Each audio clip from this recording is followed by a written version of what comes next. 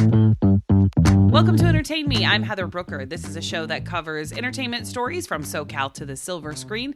My guest today is comedian Dana Gould, who is going to be talking to us about a very special 40th anniversary celebration for the movie Pee-wee's Big Adventure. We're going to talk with him in just a minute. But first, let's get into some of the big entertainment stories making headlines this week. And I'm going to share with you some fun things happening in SoCal that you might want to add to your calendar. Let's talk about some big entertainment stories making headlines this week. The Justin Baldoni lawsuit, the defamation lawsuit, was thrown out by a judge. Now, his lawyers say they plan to keep their legal battle going even after the judge dismissed the $400 million defamation suit against Blake Lively and her husband. His lawyers have said that Miss Lively and her team's predictable declaration of victory is false.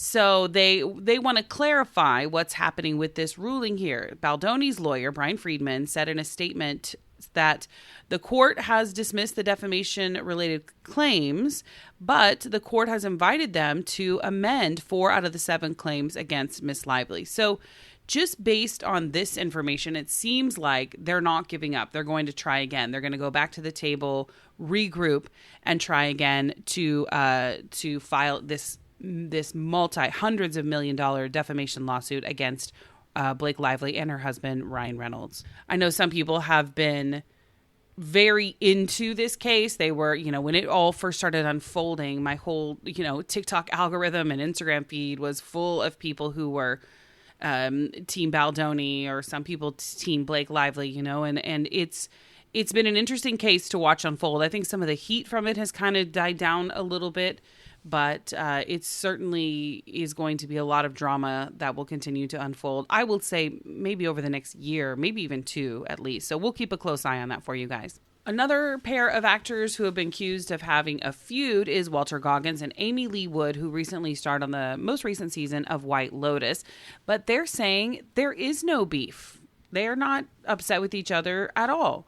They recently sat down to talk to Variety and sort of explain what people have assumed was beef because Walter Goggins unfollowed Aimee Lee Wood on Instagram after their show wrapped, and people are so caught up with Instagram and social media that they just assumed that they weren't friends anymore because he unfollowed her. Like, whose job is it to find out who's following who on social media and who's unfollowing them? And since when did that become the indicator of what's happening in real life? I don't know.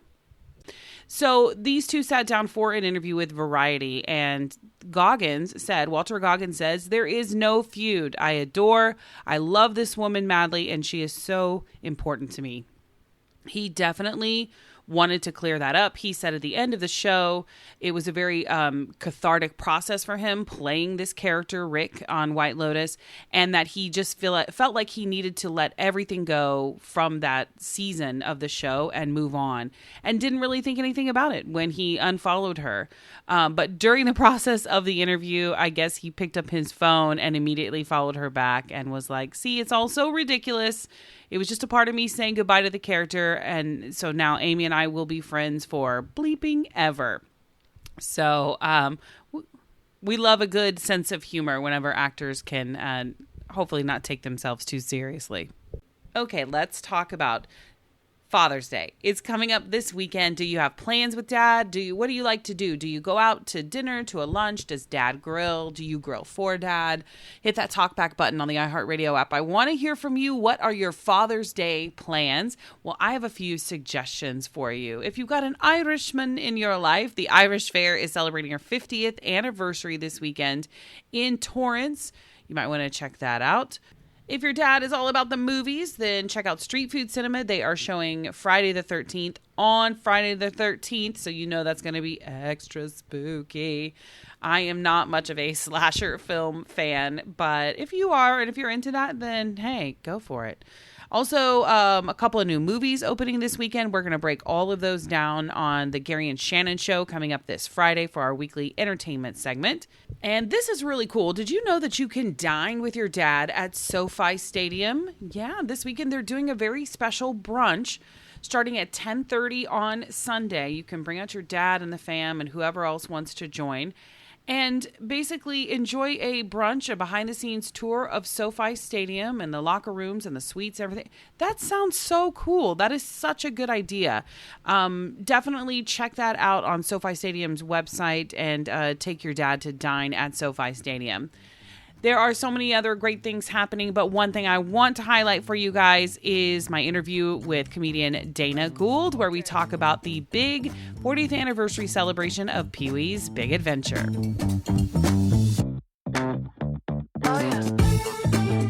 Comedian, writer, and actor Dana Gould is set to host the 40th anniversary reunion of Pee-wee's Big Adventure at the Alex Theater in Glendale, California on June 14th. And it is going to be just an epic event full of lots of nostalgia. This special event will feature a screening of the 1985 Tim Burton classic, followed by a Q&A session with some of the original cast and crew members. And here to talk with us more about it is Dana Gould. Hi, Dana. Hi, how you doing today? Good. Thanks for joining me. So this is, Pee-wee's Big Adventure is a movie that means a lot to a lot of people. But I want to talk, first of all, what does it mean to you, and how did you get involved with this anniversary event? I first saw the film when it came out in 1985, and it knocked me 4 rows back in the theater. I was already a stand-up comedian. I was just starting out, but what killed me was it was such a completely realized world. It was as if you wanted to be a filmmaker, so you went out and saw Avatar. I was like, I don't even know how to approach how you would do this. It was beautiful in the way it was. That character in that world was so fully realized and so fully created. And to me, I mean, it has nothing to do with what I did in terms of as a stand-up comedian or whatever, but it was something to aspire to just in terms of how completely, fully realized it was. And I always held it aloft as an aspirational thing. And, not only did that give us Pee Wee Herman, that was Tim Burton's first film, Danny Elfman's first film. I mean, an entire genre came out of that movie. And as I moved to Los Angeles and my career progressed, I was very fortunate in that I got to know Paul. And that was absolutely one of those relationships that was never, ever, ever lost on me. I was, it was never like, oh, Paul. Like, no, I was always very well aware of it. Just casually friends with Pee Wee Herman. When this came around, I was just, I was somebody, I think because I knew Paul, my name was in the list, but I'm such a fan more than anything else. So let's talk about, given the incredible names you just mentioned, and including Paul Reubens, who played Pee Wee Herman, and the lexicon that this has been a part of for so long, how do you think that this film influenced the landscape of not just comedic films, but films in general since then? Well, it's funny. I was talking about this morning with a friend of mine. It was so of its time. The original Pee-wee show at the Roxy, which was in 1981, and the set design and the graphics that were by Gary Panter, and then Wayne White came in and worked on the morning show and the films. The whole 80s pop aesthetic was so hugely influential on all of pop culture, and this was such a huge part of it. It was one of those things, not exaggerating to say, like, musically, the way the Sgt. Pepper art design influenced the end of the 60s and the early 70s. It was that pervasive. And, Bobcat Goldthwait, who said, like, I got my career at Warner Brothers because Pee-wee's Big Adventure was a hit. They didn't know what I was doing, but they knew that Pee-wee's was a big hit. And it sort of defined a genre of comedy. That's sort of like, I'm not, Pee Wee Herman's is not Paul Reubens. This is a character, a hyper real character, but he created a universe in which that character lived. And it was a fully realized genre. It also really opened a lot of doors for a lot of people, not just the cast that was in the show, but I feel like you said, it sort of, it was Tim Burton's first film, Danny Elfman. Like it really opened the doors to different genres, and I think people to be unique and different with their comedy. And that's something I think a lot of people forget about with that show for sure.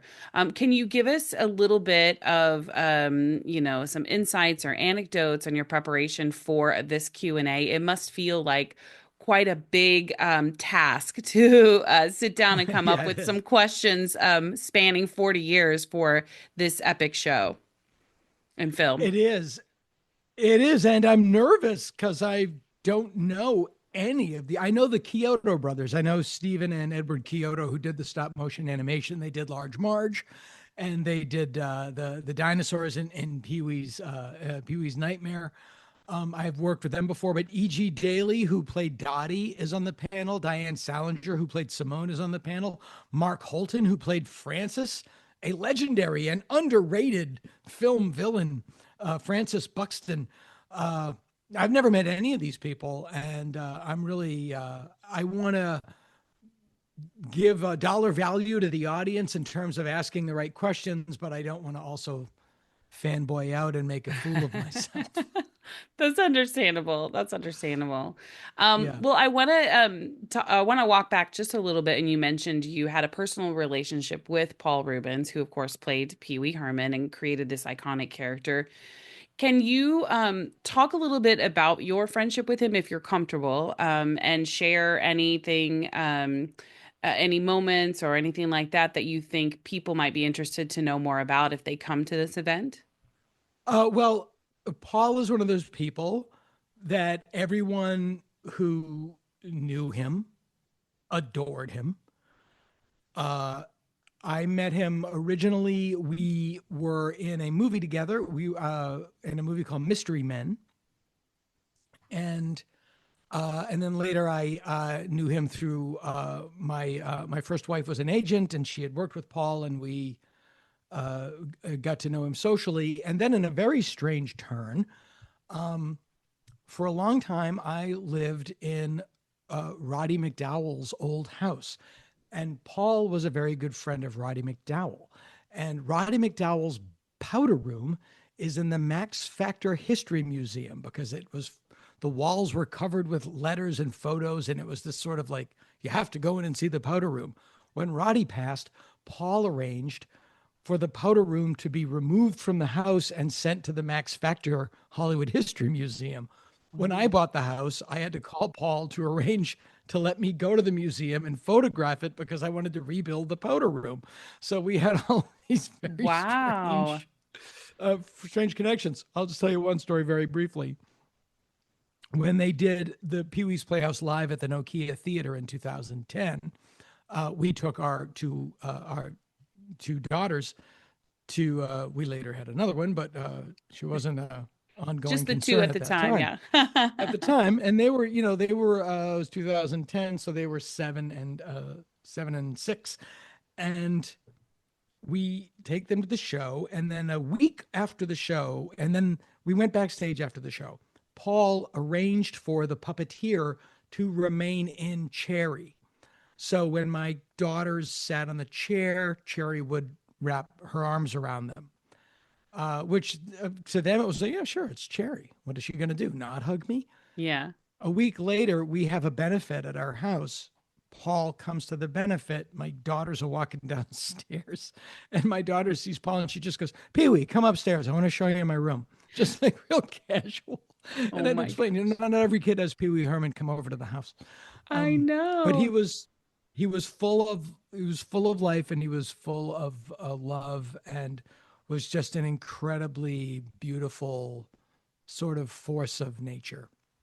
And now, he did pass away in 2023. And recently there was a documentary that came out called Pee-wee as Himself. Have you Right. seen that? And do you have any thoughts I on that have. documentary? I thought it was really, really well done. Hmm. I thought it handled everything really wonderfully. And you know, when we did the film Mystery Man together, it was in 1995, which was a year after his Florida adventure, and um, he was clearly traumatized.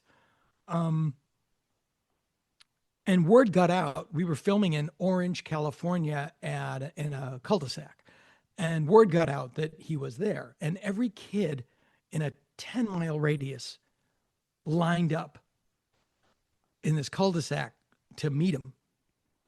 And I got to watch him go outside, even in his wardrobe from the film, and just meet these kids. And it was just like this tsunami of love and affection and approval and acceptance. It was really, really beautiful. And I was very lucky that I got to see it.